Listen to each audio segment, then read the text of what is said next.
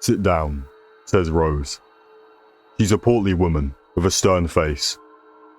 Every last one of her 63 years shows in her skin, and the deep lines carved on either side of her mouth. "Now, Peter." Despite her age and her height, I listened without hesitation. I sit on the overly stuffed floral print couch. My grandmother, Rose, always just Rose, looks over me. Someone her age and stature shouldn't be so imposing. But, well, I know what she's capable of. Let's just leave it at that. Rose scares me. She's mean and she's quick to hit. And there's always been this energy around her that feels like it should be enough to turn milk sour. And today, she's really got that look about her. All sharp edges. "We need to talk," says Rose. There's no room for debate in her tone. "It's time that you acknowledge who you are." My lips purse. I fold one hand over the top of my thigh, scratching bitten, ragged fingernails against the denim. The cat sits on top of the box TV and stares directly at me. When my gaze shifts towards her, she hisses and runs away. Rose snaps her fingers. Focus. My gaze goes back to her. I already know that Mum's the one who killed them.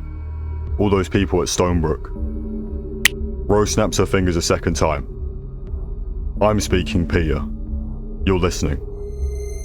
I fall silent. Rose continues. "Your family line is one of greatness. The Heathbrooks have been carrying a very important role in society since the dawn of time." She picks up a small wooden box from the coffee table behind her. Rose's gnarled fingers run over it with reverence, before she hands it to me. "What is this?" I ask. Rose says, "This is your legacy." I open the box and go stone still.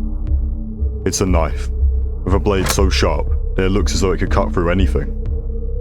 The handle of it is made from a polished redwood, which is covered in intricate carvings of flowers. This is the knife that my mum used to kill all those people," I say, my voice hushed. Rose says, "And it's the knife that I use on my own induction." My head snaps up, mouth falling open. I can't believe what I'm hearing. "What?" I gasp. Rose says, "There's a very ancient evil in the earth, something that hungers for blood. It is the duty of our family." She beckons me to follow her as she steps out the room, to ensure that it does not get loose. Numbly, I stand up and follow her, still carrying the knife with me. It feels remarkably comfortable in my hands, almost like I'm meant to be holding it. Rose leads me to the basement. I've never been allowed in the basement before.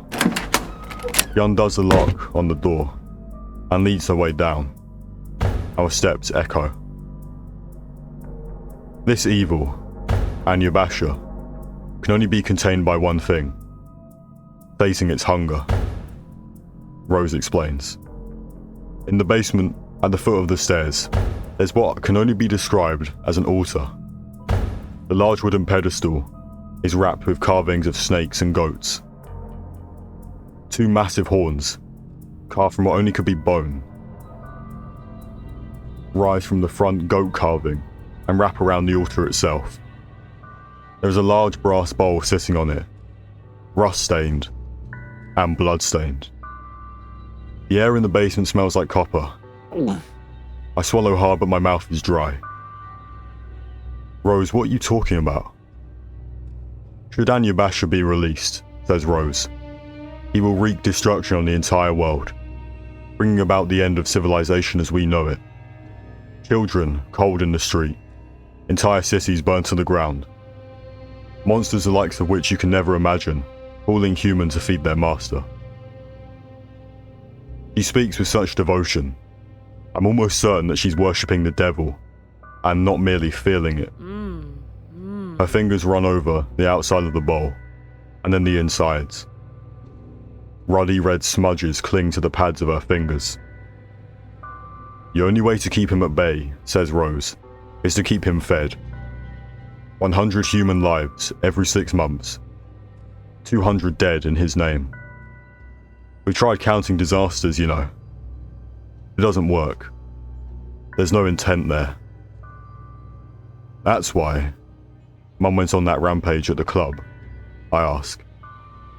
Rose finally turns to me. You're 16 this year, Peter. I am. 16 miserable years spent raised by my grandmother, who's never hesitated to take a switch to me, to withhold my meals, to say the cruelest things imaginable. She's never had any love lost for me. It's time you take on the family curse, says Rose. You must take up that blade, blessed by the demon itself, and slay 100 souls before 6 months is up. I stare down at the knife in my hand. It feels right holding this. I know that she's telling the truth. The knife is speaking to me, but it's not saying what my grandmother wants me to hear. This knife tells me that Rose is a killer, that she always has been, that my mother is only in the asylum because of her, that my life has been miserable because of her. If you're lucky, perhaps you'll be able to consider it a blessing one day, Rose says, and I can tell from the reverence in her tone, that's what she thinks this is. A blessing. Something to be admired, loved, and enjoyed. I think you could be right, Rose, I tell her. I turn the knife about in my hand, this way and that.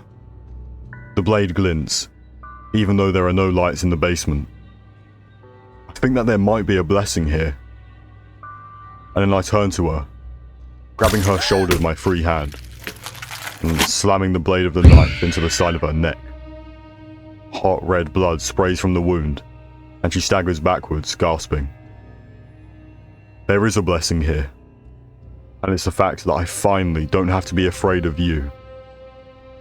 She hits the ground, and she does not get back up.